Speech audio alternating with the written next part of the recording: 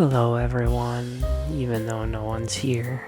Today, I'm going to be talking about a manga that I love dearly.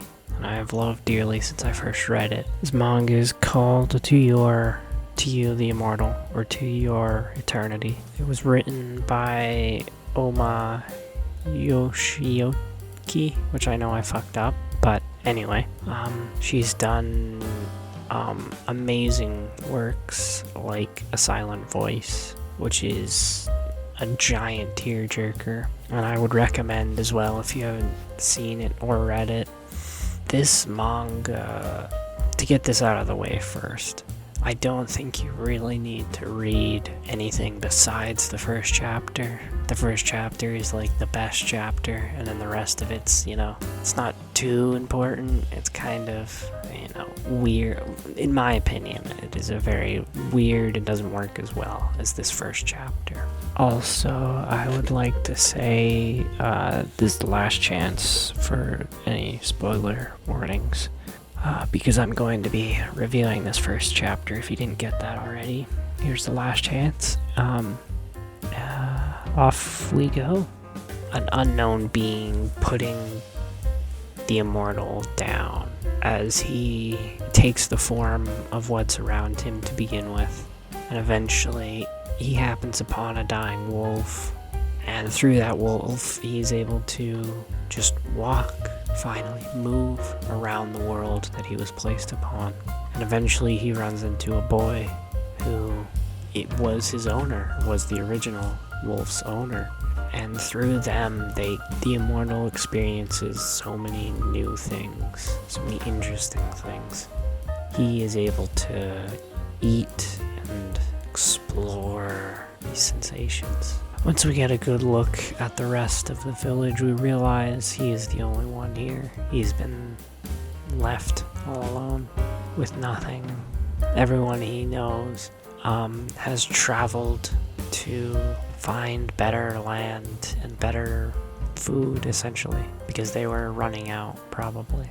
It's not really said why, but they were looking for salvation, I'd say.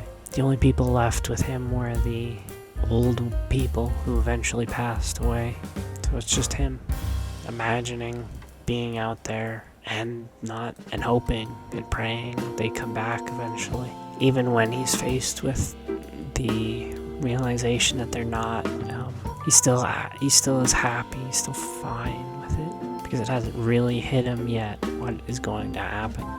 He draws his family to remember them, and since he's been here so long, he finally makes the jump to continue, to move on to a different place. And he finds them, he finds bits of them left, signs that they were there, and where to go. And he gets injured in the journey to move, but it doesn't deter him. It's a small injury and he can still keep going.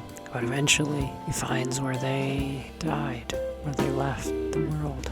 And he breaks down a little bit. And it really hits him hard that he's only been talking to himself. Because the wolf is just a wolf. I can't talk to him. And in this moment of desperation, he heads home. He heads to the only place of salvation he has left. His house, or his old house. He barely makes it because the wound's now destroying him. But still happy, still believing that they might be out there coming back.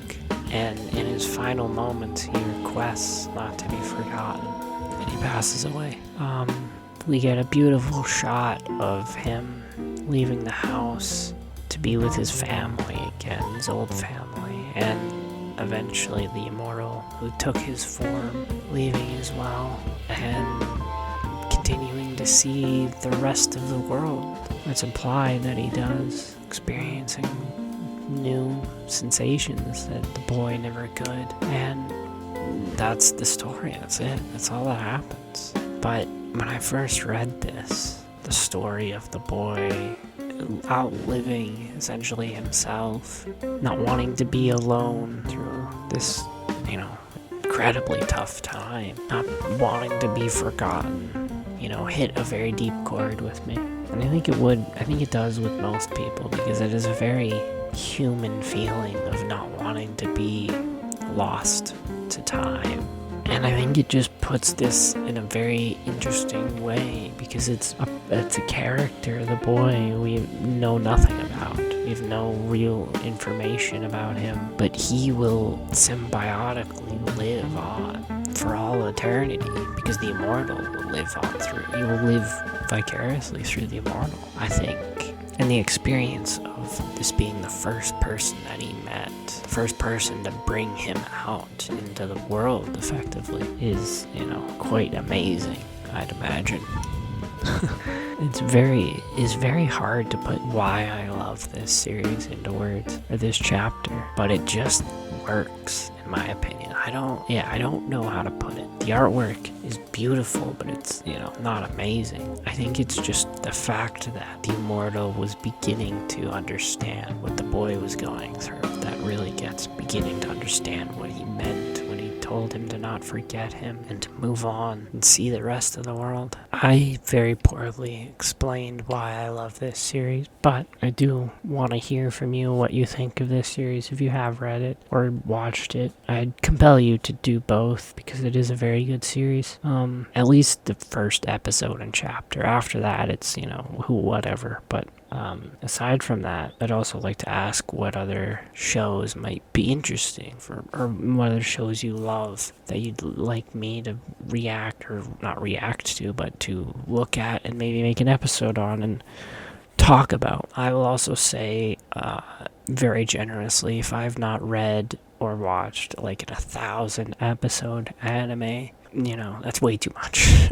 But if you have stuck out the video, I appreciate that. I hope to make more of these in the future, obviously better than this one. And I guess the only other thing I can do is plug my own Twitch channel. If you want to really talk to me about, or listen to my thoughts concretely about this manga, you can ask me there.